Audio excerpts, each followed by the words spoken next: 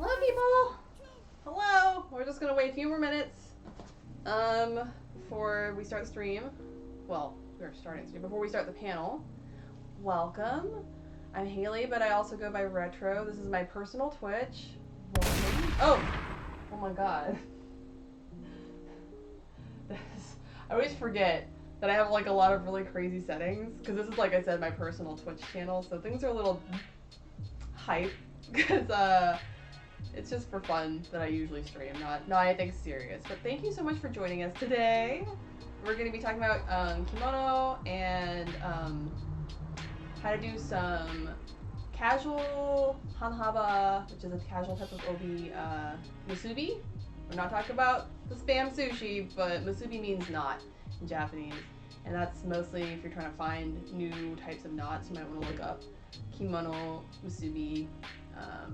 But yeah, we're going to do some really simple ones because I know a lot of people get freaked out the first couple times when they try and do them. I'm going to try and keep the chat handy on my phone. And I'm going to turn the music down a little bit so hopefully you can hear me well. So.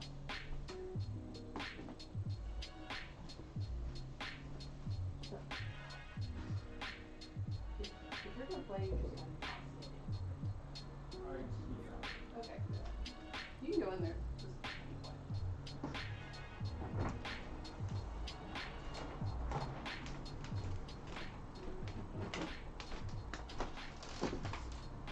Alright, it be 2:15. Hey guys, feel free to ask questions in my chat. If you have any questions, I can look and see how things are going in the chat. Try to keep my eye on things. So what I'm going to start out with is actually dressing myself in a kimono. But a lot of people want to ask what the difference between a kimono and a yukata is. And the main thing is a yukata is a type of kimono. Thank you so much for the follow. Kimono just means a thing to wear, literally in Japanese. And there's just several different types. We're going to focus on the most casual. I'm dressed in a juban, which is an undergarment, to put on a casual type of obi called a komon. And that just means it has an all-over print.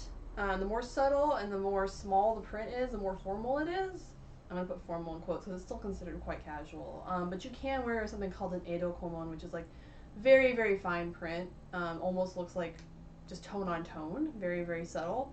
You can actually wear that to something like tea ceremony if that's something you're interested in following up on. But you want to dress it up more than we're going to dress today. We're going to dress pretty casually. So I'm wearing a juban, which is an undergarment right now, and I'm going to put on my kimono. So, and I'm sorry guys, if you hear some road noise, I live on a very busy street with like a grocery store across the way, and a lot of people still are out getting groceries, so there might be some road noise, and I apologize. So anyways, this is my kimono for today. It's a hitoi, which means it's unlined.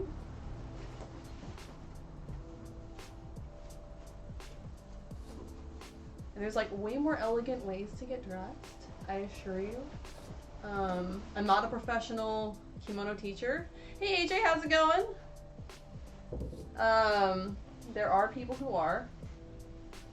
That is an actual thing. A professional, you get certified kimono dresser.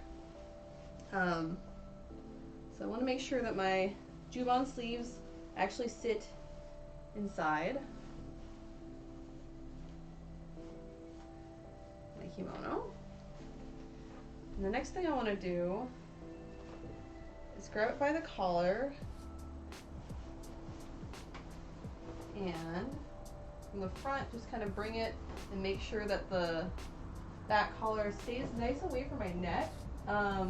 For women specifically, or if you're like dressing kind of more femme, it's appropriate to have your collar kind of not touching your neck. And the further back it is, kind of the more stylish it is. There is a point where it's too much, but it's really hard to achieve that too much normally. You have to try pretty hard. And I'll take this guy off my little chip clip, but you'll see him come into use later. So, at any rate, so you take your two collars, you match them up, you get your neckline the way you want it. And I have a mirror here that I'm looking into, guys, so if I'm off to one side, it's because I'm checking myself out. And then you want to lift it up, and it's always right side goes in first, and you want the left side to be on top. But what I'm doing is, I know you can't see my feet, but I'm just lifting it up to be where I want it to sit above my feet. I want my not to step on it when you're walking around out there. All right. Nice and smooth. Left over right. And then I'm going to use an elastic koshihimo. A koshihimo is just like a tie. It can be just a piece of cotton. That's pretty typical what they are usually. But I found this really great elastic one. And if you can get an elastic one, they're actually really easy to make too. It just has like, I'm sure you've seen this kind of like swimwear hook on it. It's about 1 inch wide, and it's just a loop with a clamp to make sure you can shorten it or lengthen it however much you want. I find the elastic ones way less bulky and way more comfortable, so that's what I've switched to using. Just unroll it, and I'm just holding this with pressure. Just gonna go around and hook my elastic in. There we go. And that, I'll smooth that out. Thank you so much for the follow. It's how you make what's called an ohashori. And this is only for if you're dressing again in femme, kind of women's style kimono. You have this thing called an ohashori, which is this fold, this tuck that I'm creating right now. So if you ever buy a kimono, you'll notice they're super, super long, and you're kind of like, what's up with that? that is what this is up with, is you want this fold here. And usually I find it to be really hard to get to lay smoothly if you don't use the elastic style Koshihimo, which I've, like I said, recently switched to. And you can stick your arm in your armhole here to smooth this thing out. Okay, and then the other thing I'm going to use is something called a Korin belt. I kind of talked about extra dressing guides and aids and tools. You can buy these things in kits. This just helps keep your collars closed. This is really helpful if you're busty, particularly. Believe it or not, I am quite busty myself, and I'm wearing quite the sports bra to help keep the ladies down. You want to have as cylindrical a shape as possible because things will lay more smoothly if you do that. And adjust my collars. Make sure those are showing an aesthetic. So you can actually have like a decorative collar here. I didn't have time to put one on today. Another thing you want to do is take and just smooth this, and you kind of create a nice little tuck in the side.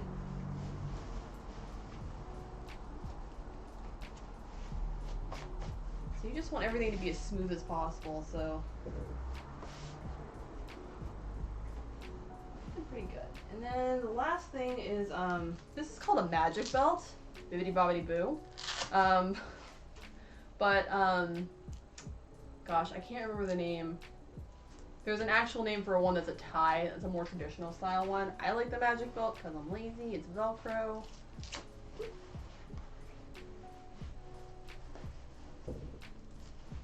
This just holds everything in place nicely. Like I said, you want to make those nice tucks in the side if you're a little bit curvy. Some people will pad their waist out, so there is absolutely no curve. Not about that life right now, but you certainly can. I'm just adjusting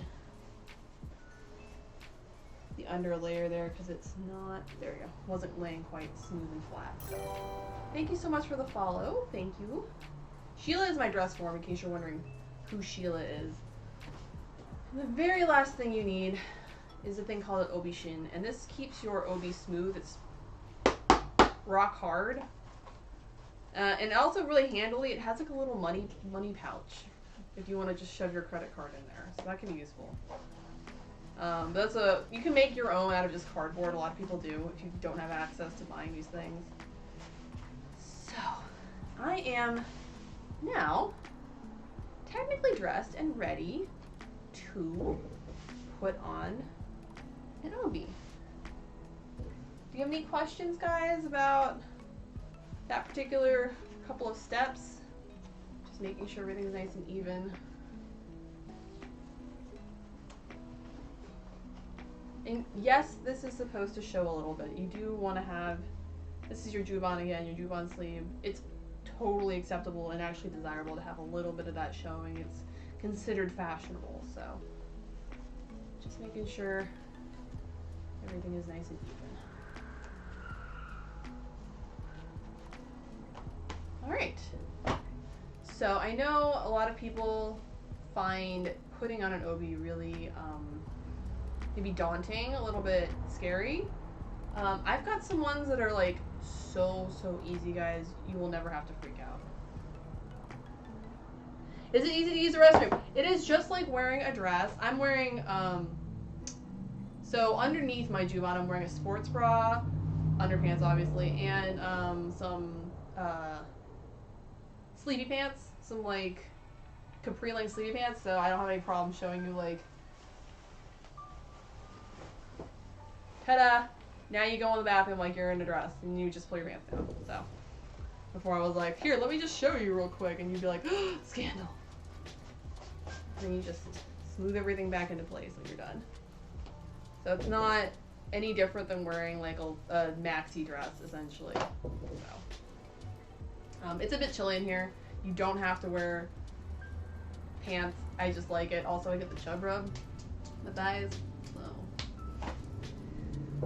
Alright, so I'm going to show you the first one, which is so easy, guys.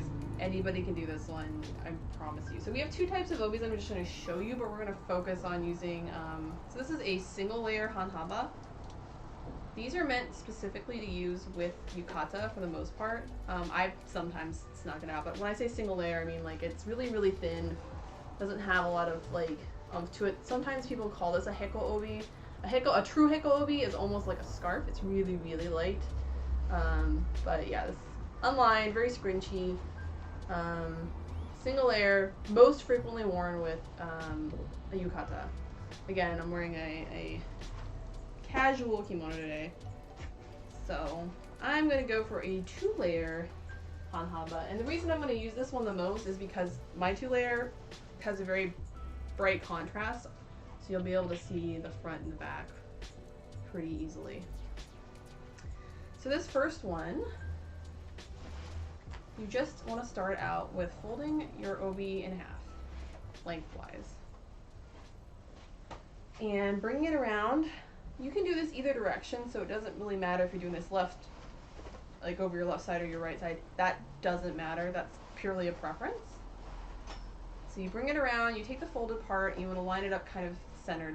And if you're a little bit bigger, you might end up putting it more over to one side than the other. For me, I think it works fine, just a little bit off center. And there's a great thing called an obi clip. You can just use a clothespin. I use chip clips. I've got my cute little Baymax chip clip, and I'm just going to use them to hold my obi in place so that I wrap it around a second time and just give it a good tug to snug up. And then I'm going to take it off and straighten it out.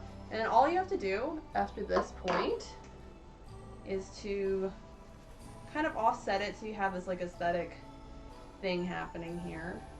And you could use even a belt. This is actually very modern styling, very casual, but this is actually like how people are currently wearing kimono right now. And if you use a belt, you gotta remember that oh gosh, I got a little loose here. Alright, that's why you keep the chip clip on, is so you can snug it up real good and then keep it snug. I prematurely took my chip clip off. Stay on there.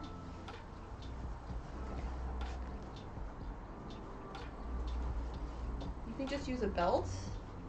I can grab it. There we go. But you have to get one that's big enough. This might be a little too small for me with all these layers. No, I can probably do it. Oh. There we go.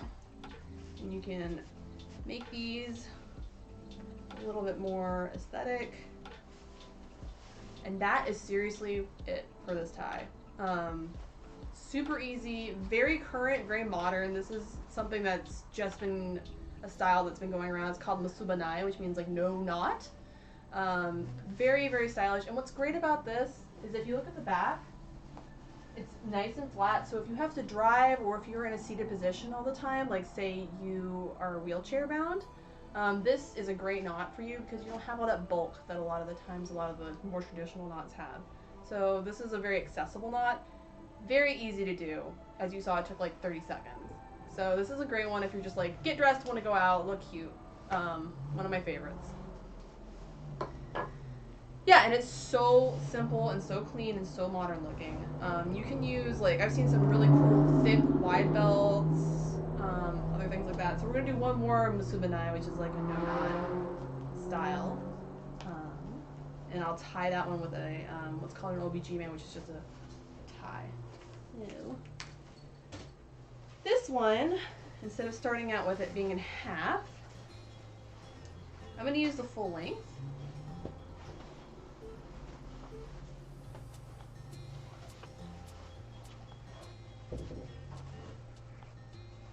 Again, I'm just going to wrap around twice.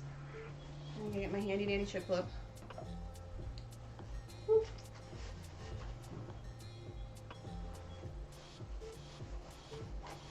And then from here, I'm just going to make some really aesthetic pleats.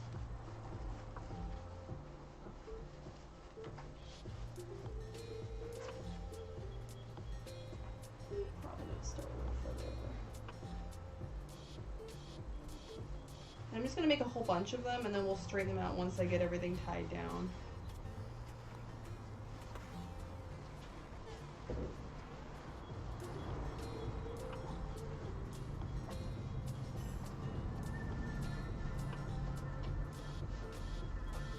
No. In modern times, you do not. You can wear whatever you want. I will say though that like, if you don't have zori, which are traditional Japanese shoes, to not wear geta, which are like the casual floppy things that you usually wear with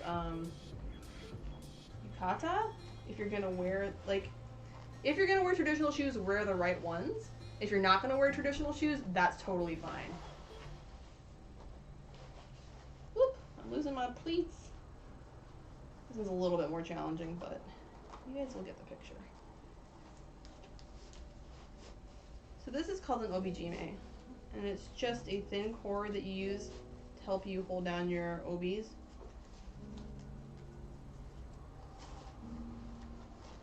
Alright, so now I'm going to make this a little bit more pretty and aesthetic.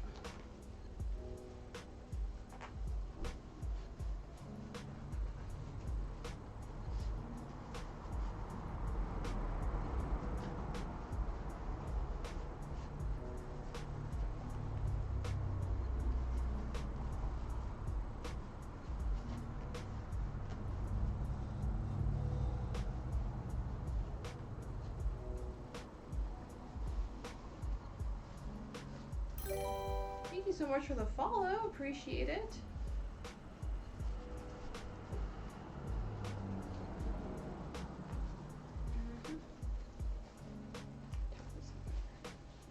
Alright, so like this one, I personally think all this like accordion knotting business, I think will look better towards the back. So I'm going to turn it around. And if you're going to turn, because usually when you're dressing yourself, which is how I'm showing all of these, is to dress yourself, not to dress somebody else. You always dress yourself by putting your knot in front of yourself so you can see what you're doing. I have a mirror right here. So yeah, you would always turn it so that you're not like going against this, the left hand side's tuck, otherwise you'll like undo yourself, so you want to go in this direction. Bring this guy back. I'm going to tie this guy a little bit more aesthetically.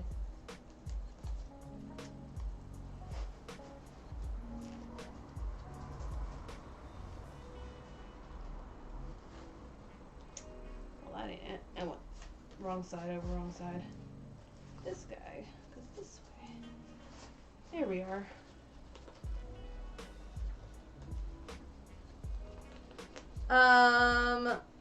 So there are several different types of obis, so they come in different lengths and different size and widths. So Hanhaba literally means half width. I'll grab a full width obi in a second so you can see what that looks like. All right, so that's that, and then we've got all this cute ruffling in the back.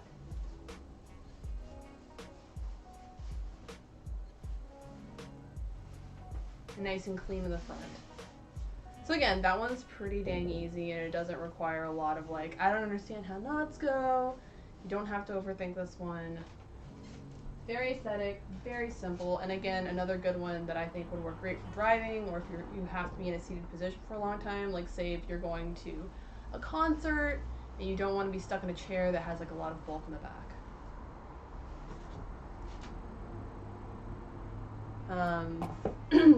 But yeah, so I have a couple of pair of zori. I don't have a pair of geta right now, which are the two traditional types of Japanese shoes. I just want to make sure I cover that. Again, I wear a lot of boots with my kimono. If you're wearing a formal Japanese kimono though, it's actually more appropriate, with one exception, to wear traditional shoes because you're already wearing it more formally. The one exception is Japanese graduation wear is actually based on early like 1900s, turn of the century aesthetic, Taisho era, and they wear hakama over a fancy furisode, which is a long sleeved kimono. And for that look specifically, because they're emulating a kind of a turn of the century look, they wear lace-up boots that are very Victorian looking. That is like the one weird exception. Otherwise, traditional Japanese footwear is more acceptable for more formal looks. And the coming of age ceremony and the graduation ceremony are very formal looks.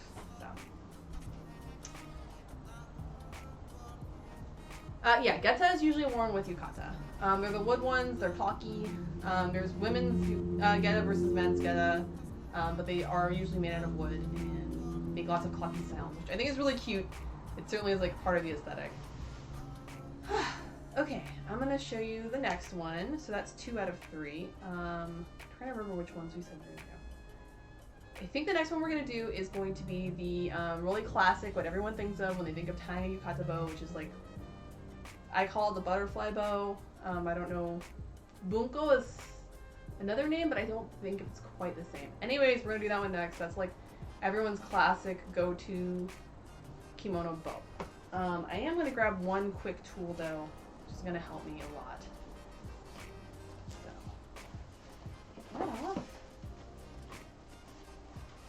but there are kind of like standard sizes, but they also have a little bit of like variation. So like I said, this is a half width obi. I'm gonna grab a full width obi so you can see what that looks like really quick. And I'm gonna grab my handy dandy tool. One sec.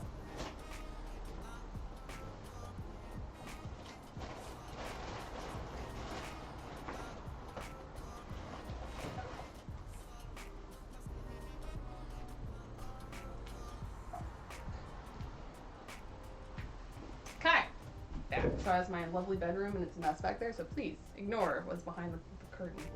This is a full width obi. This is a fukuro obi, which means it has no folded part.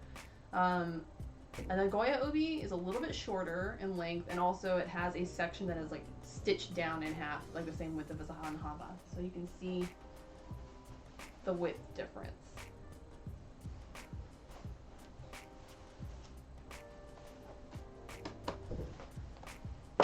And the special tool that I ran off to grab was literally a hair tie. This is actually a trick that I learned that I find so useful, is to have a hair tie on hand for this particular knot. And then there's a couple other that I find it to be useful for too, so. Let me just get it on me, there we go. This is also my sewing room, so there's kind of like a lot of loose threads in here. So, this one,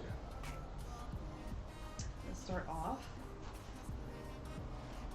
This is like a very traditional way to start a lot of knots off. You're gonna have to maybe adjust. This is what we call the short end, or the te saki.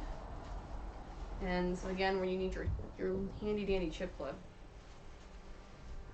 If you're watching a lot of like YouTube tutorials or like looking at books, I have a couple of books. It's really helpful to know where they're clipping, or like how they're putting things on by like I said, the collars are always left over right, so you can always tell which way they're wrapping things if you keep that in mind. So you want to take it in half, and just a little bit longer than over your shoulder. You might need to adjust that shorter or longer depending on your width. And I'm going to take this and kind of make like a triangle-y arrow shape. This is a very traditional way to wrap. Sorry, I'm doing this completely wrong because this needs to be folded up this way. My bad. Fold side up.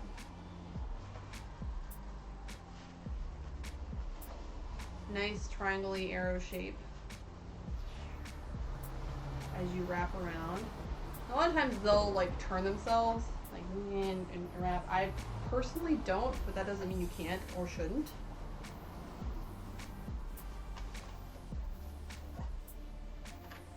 Again, you want to go around twice, and then you want to grab this bottom edge as you pull and snug it up. Go around the second time.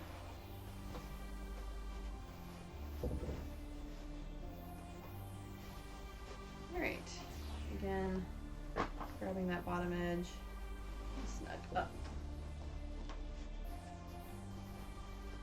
And you want to fold this guy in half. And you have this nice guy here. Just tie a knot. That's pretty easy, right? I think anybody can do that. Next part is the part that I think a lot of people struggle with, and I hope the wristband tie I'm about to show you is going to help. They say to make your bow width about as wide as your shoulders. Sometimes they say as wide as your hips. Whatever you think looks most aesthetic. I'm gonna go with shoulders. And you're just gonna take it and fold it. You've got a nice, what will become your bow. Now this is the part where I like to cheat and use my hair tie.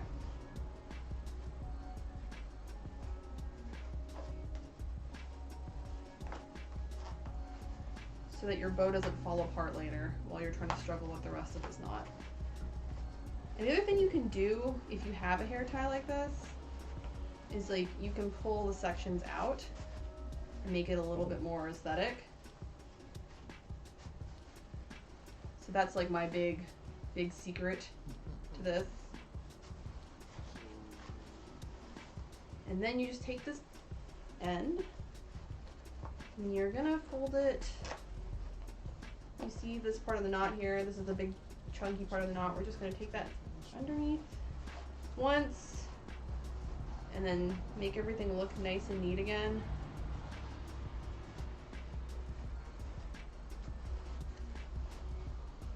And a second time. I might have done it a little bit shorter than what's probably prudent, but you're gonna tuck it in this layer there. And then we're just gonna make it cute.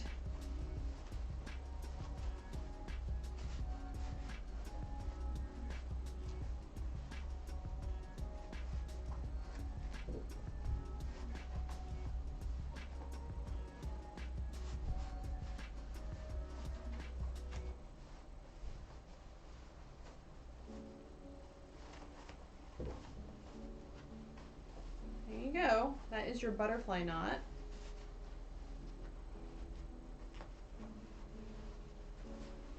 I hope you like the way that one looks. This is very classic. That's what a lot of people think of when they think of yukata musubi. I'm just gonna make sure that it's straight, which may be a challenge.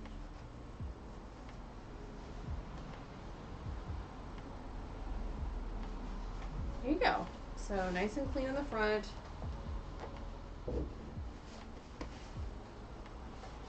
And your classic, very classic bow in the back.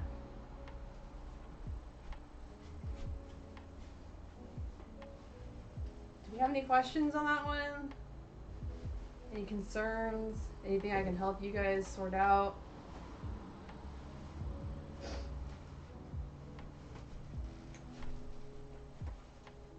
Just constantly make sure it's neat back here. But I think that's everyone's like basic go-to, like yukata musubi. That's the one everyone thinks of immediately. If there's no questions, I'm going to go on to our fourth musubi.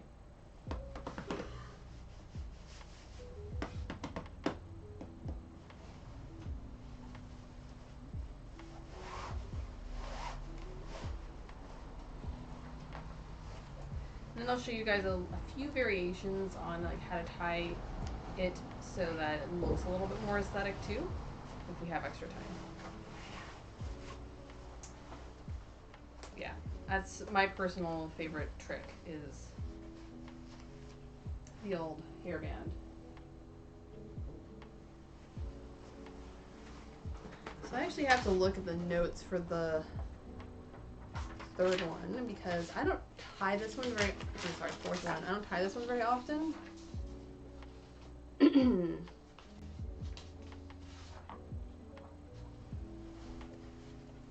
this one's interesting. Okay, this one starts with finding the middle and marking it with your chip clip.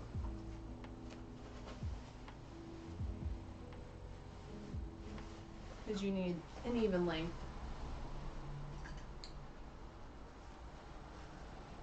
And you're going to use the middle to find your quote-unquote short end, but obviously there is no real short end here.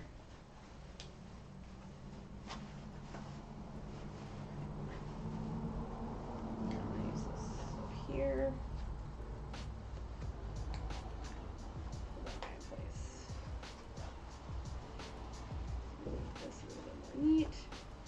side, you kind of want to have like a little bit of an arrow shape if you can get one going.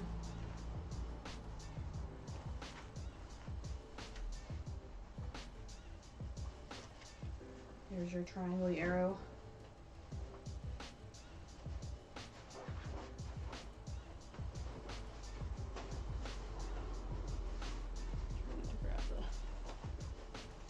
Again, all right.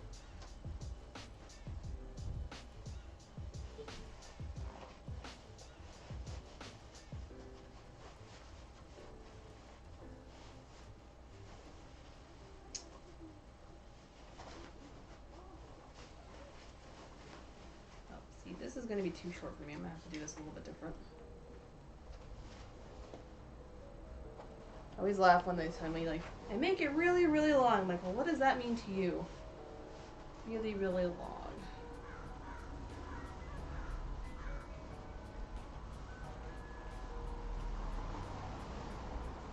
Let's see, I wrap it around twice while I have enough to do what I need to do. I think so, okay. Sometimes that is part of, like, these directions, is they're not 100% accurate for every body type, so you do have to futz with it a little bit. Usually you can still make it work, though.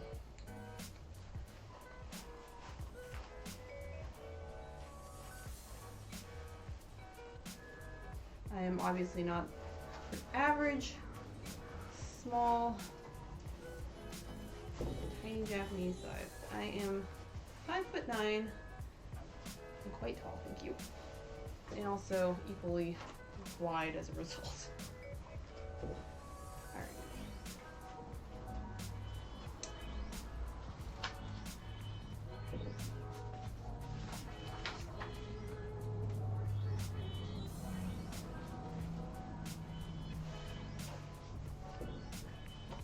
I'm gonna bring this. So we let the long part fall over. And we're going to go. Shut up and take my Oh my god, who donated? Whoever you are, thank you. I didn't show up in my activity feed, unfortunately. Which is an unfortunate sadness. I will check that out later, though. Thank you so much. So that was the long end over the short end.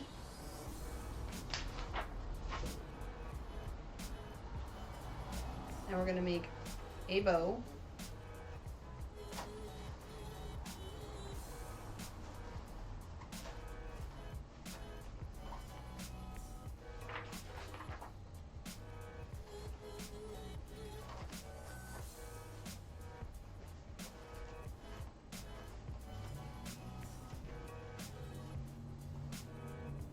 I think this is still too short for what they want me to do.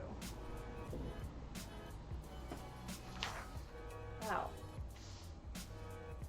This is so funny when you're like reading these instructions, you think that's fine, and then you like go to do it, you're like, no it doesn't, that doesn't make any sense. I think these need to be about even length at the end, and they're obviously very much not. So I think I'm going to start over and see if I can't get this the same length when finished here. So I think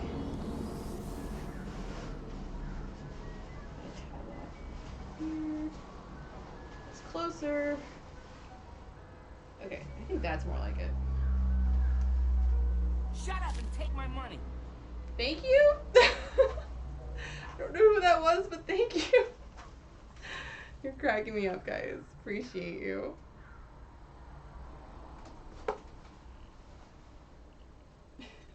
I love my notification. It's so silly. I can't, it's not showing up because I'm not looking at the actual channel, but I want you to know that you are deeply appreciated. Alright, here we go. Let's try that again at a proper length for my body type. So that's much shorter than we originally thought. Hup, hup, hup.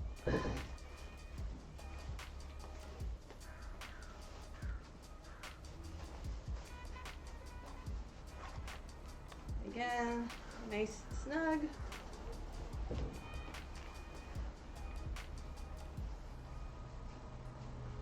Let the tape all over. They are closer to being the same length now. You do long end over short end. Huzzah. Okay. Now, this one, I think we make 2 different bows instead of the one that we made earlier.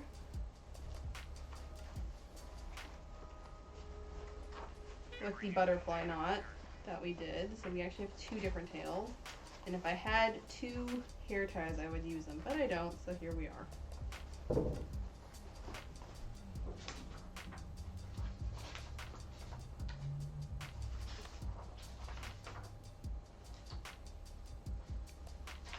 Step 3. I like it's like, just make a thing. That's so funny. These directions. Okay. So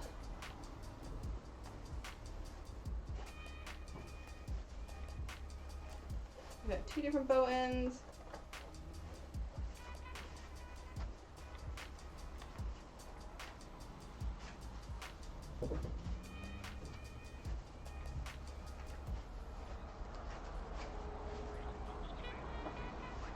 And because this is double-sided, you can do something aesthetic like this, where you have the 2 different bow ends showing, the 2 different colors, which is like a lot of fun to play with.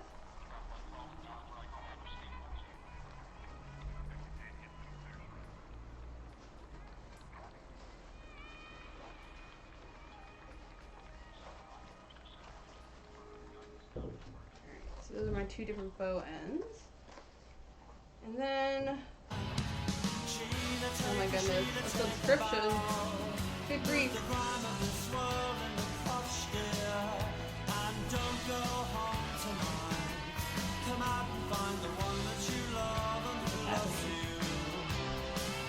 Thank you so much for following, subscribing. But Vicom, Tesserae, forgive me. I'm sorry. I'm terrible with names right now.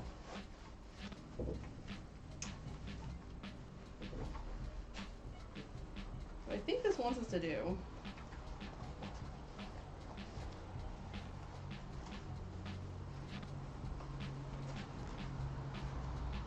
is I think I am going to do my handy dandy hair tie trick. It skips some steps in my instructions, so I'm just going to do what I think works the best for this nonsense. Hair tie this nonsense together. Oh look, you have some bow ends now. And then what it wants me to do is to, before I flip this over, I need to make sure these are more even than they are. They're a little bit off, which this side. That's fine. Okay. So before I flip these through like I did earlier, what it wants me to do is to take another OBGMA, and I'm going to use another kind, which is a hemo of a different type. It's called Sambu hemo. And it just wants you to like wrap this up so that when you go to flip this through this time, it's already in there. Oof.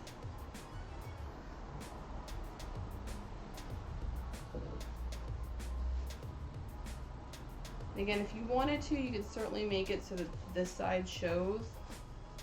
That's totally acceptable, and you could totally make that a choice, an aesthetic choice that you're doing.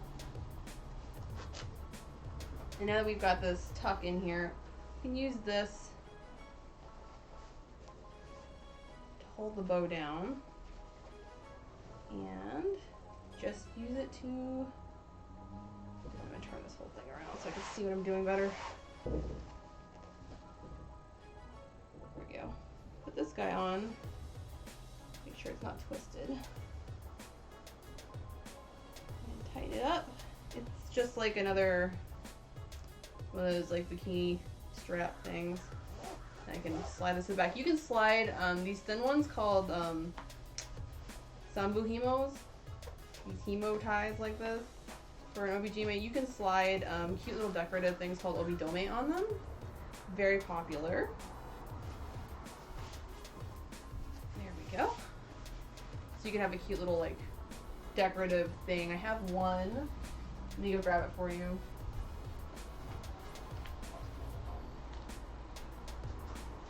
This is an example of what I'm talking about. They have like a little slide on the back. see that okay. But yeah, they don't fit through regular OB-GYN. This one, maybe it's like thin enough here, but they always have these like pom-pom ends, and you just can't thread it through here. So, you get these cute decorative doodads that you need something more like one of these guys. And I can take this off again so you can see that it's got kind of more of a traditional like hook bra loop situation. And you can just feed that through. I've now gotten out of the loop that I was supposed to have this in, but it's okay. Let me show you what this looks like with one on it. In the front, even though it's not in the right place in the back, so that's what that would look like. A little decorative cute thing to have. And I, of course, kind of messed up the tie a little bit by taking this out to show you that, but I think it's super cute. Alright, and then we're going to do one more tie, and then I'm going to show you some fun ways to kind of mess with the front of your OB. Now I can't undo this behind my back. Put it where I can see it, maybe. Here we go.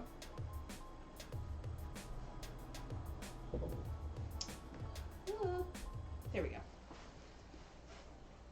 Okay, so we've got one more to show you, and again, a lot of people like to think that like kimono is kind of like a dead traditional, there's only set ways to do stuff, but in reality there's a lot of really cool new styles that are coming out, and this last tie I'm going to show you is much more like hip. It's much more what's kind of like the latest and greatest. Well, I'm going to straighten myself out, so all this going back and forth and dressing and undressing, I got a little disheveled here. Just take a minute to straighten myself out, make myself look nice and neat.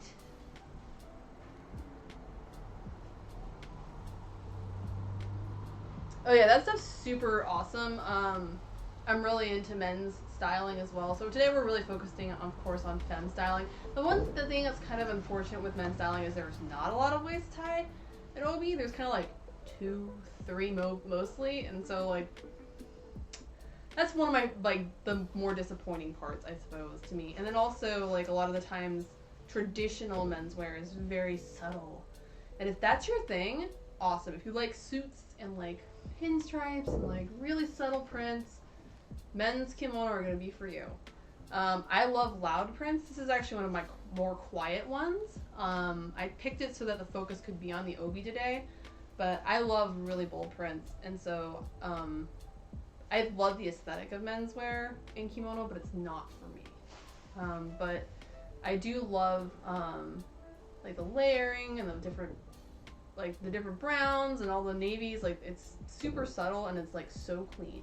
But anyways, it's a much more subtle art than me being loud and wearing really obnoxious casual kimono, which is more my jam. If you want to be formal, you certainly are supposed to be a little bit more subtle and quiet if you're wearing women's wear, but that's not for me. I like loud things. Won't lie about it. So the last one we're going to do is, again, a very modern style. There's like this whole thing of like using like these things that have like elastic to just feed loops through, so you don't have to tie it again. Like there's a like huge movement to like not have to make knots, which is cool and great and helps people who are trying to get in at entry level, or people who want to get dressed quickly, get into kimono, which I think is awesome. But this last one is an actual knot, but it has some of the aesthetic of some of the no knot looks. Let me grab, I have notes so I can dress myself the way that the instructions I've linked for you guys. Okay. Again, this one's pretty short this way. Just a little enough to get over my shoulder.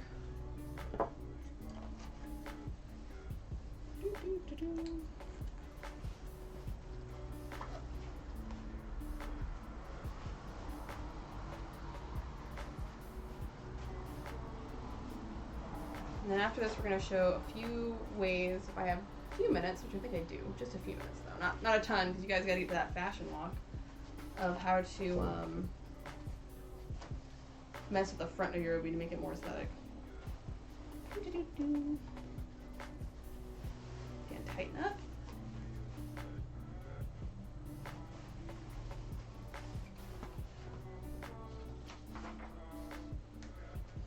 Okay.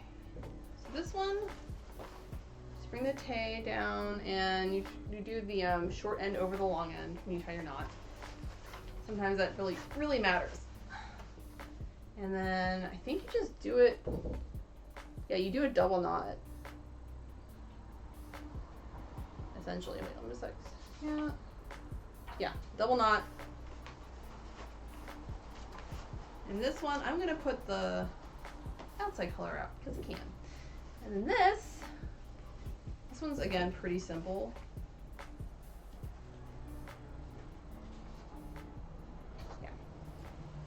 You're just going to make a couple of aesthetic folds, maybe 3 in my case. You might be able to do more. And you're just going to feed these lovely loops that you've made through this big bulky knot that you have now.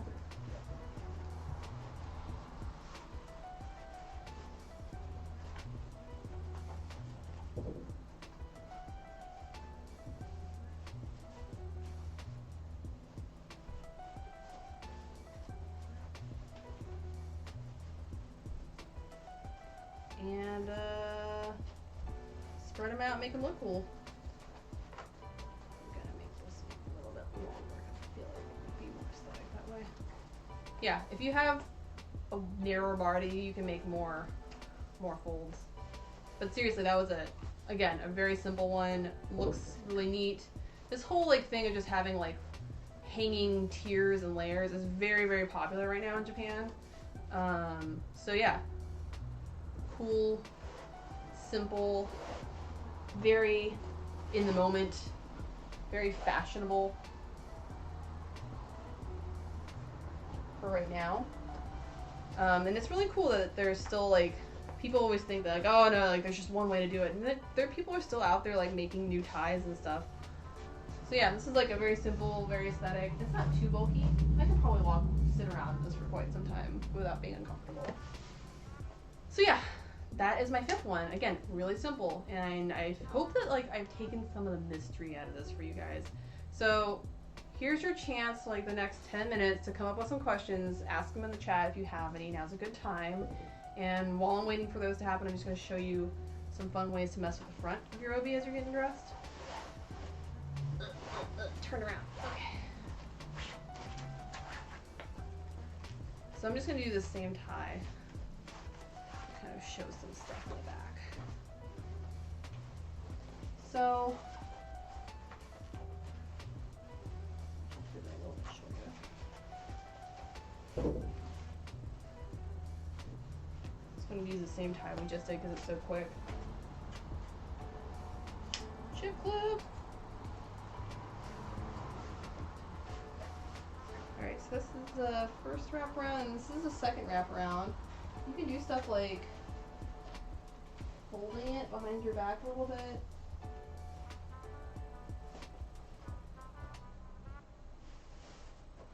So this will eventually be the front, so you might have like just a little bit of that hint of that under bit showing. They're not very fancy. Generally speaking, they're very, very casual. They don't get too fancy. We're doing some of the more fancy ties you can really do. They're not a ton of fabric to work with.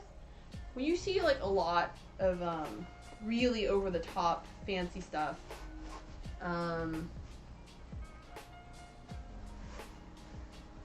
you're gonna see it mostly in furisode, which is like a coming of age garment.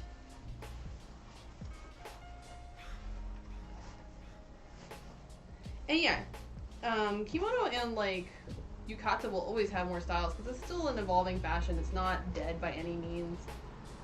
I don't know if any of you guys are into like ex-Japan at all, but Yoshiki has a line of kimono out that are just ridiculous looking. I love them, but they are absolutely ridiculous. They're like one of his lines had like a bunch of Attack on Titan stuff, and there's like a DBZ Furisode, and Liz Lisa has a line of kimono out that are like very gyaru style, if that's your fashion. Highly recommend checking them out. They only do like a coming of age or Furisode, a graduation Furisode, I think is what they do. So yeah, it's still like an evolving fashion. So that one's a little bit prettier this time. I did a good job. And like having like little kinks and folds is considered stylish. Like if you have like it being a little bit imperfect, because like wabi sabi, which is like the appreciation of the ephemeral or like imperfections and things that don't last, is like a whole aesthetic in Japanese culture. So having something be a little bit off is still very aesthetic. So having like a little crease here is like, oh, I see you have taste. Anyways, this is what this looks like on the front side. I was saying like you can do that. Another thing you can do is, it's harder to do with this already out, but you can fold over the top. If this was unfolded, you won't see this bottom part here, but that's a good way to just bring in the color of your thing. If this was like smooth all the way down, you just want to have like a little hint of color up here. So I personally love these two-sided, two-color ones. You can buy yukata obi, like the thin ones that are double-sided. The example I used in my website that I left for you guys there is two-sided, even if it is single layer. So this one's much stiffer than this guy, but there are two-sided ones that are meant more for yukata. Are there any other questions, guys? Yeah, I like this one a lot. This one's very, very modern, very now. There's a lot of things happening in the fashion still, but yeah. The whole, like, lots of little tails thing is very, very in vogue right now in Japan. For those of us who are still wearing kimono kind of regularly. It's funny because, like, the people you see wearing kimono, a lot of them are, like, older ladies. Very ojo-sama. Also, like, very fancy young women. When I've been to Japan and we've seen people wearing kimono, it's either people who are doing it just for funsies for the day and they go to like a henshin, like a kimono transformation photo studio. And you can tell they're always wearing like very bright yukata, very, very, very like over the top look. Or they're like these like very quiet older women, and it's so funny how that works out. So yeah, last 5 minutes, guys. If you have any other questions, now's a good chance. And thank you guys so much for tuning in. I appreciate all of your company. You can also ask me any other questions you want to ask. I'm here. This is your chance.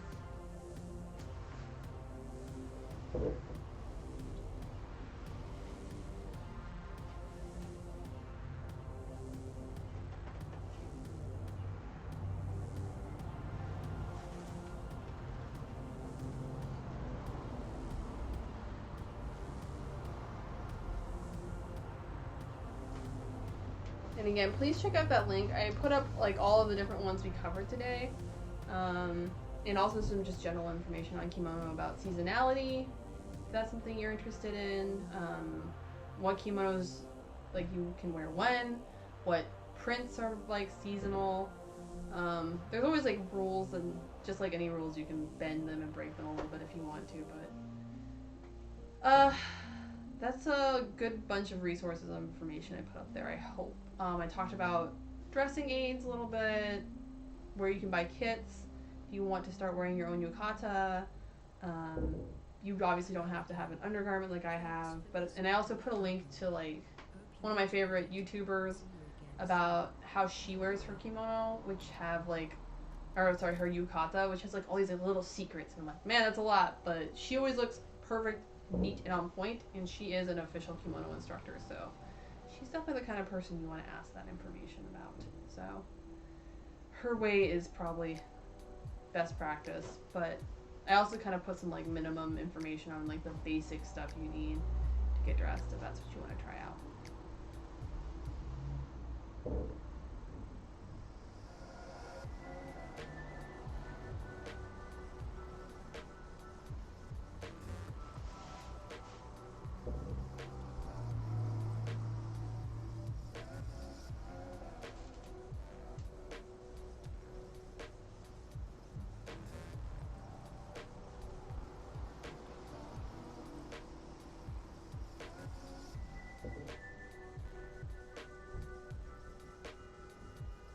And I think after this is the fashion walk. I think I'm the last panel of the day today, guys. So really appreciate you spending some time with me and tuning in. And I hope you guys have a great time watching the fashion walk and all those great looks. It should be a lot of fun. I had to have time to prepare, participate this year, but this has been really fun, and I'm glad that I was able to participate in Tekko in some format, because usually it's far too far away for me to be able to do physically. So this has been a great opportunity for me, and I'm glad that you've had some time to spend some time with me today, and I hope you enjoyed yourself. So I'm gonna poke Poovy and see if there's something else I need to cover for you guys. I think that might be it for my panel, and I want to thank you guys so much for coming. Again, Okini, which is thank you, in the way they say it in Kyoto. So thanks so much, guys. If you have any other questions, though, feel free to type them up in the chat. I'm going to linger in the chat for a little bit longer. But yeah, I had a great time today. Thank you so much for tuning in, guys. Appreciate it.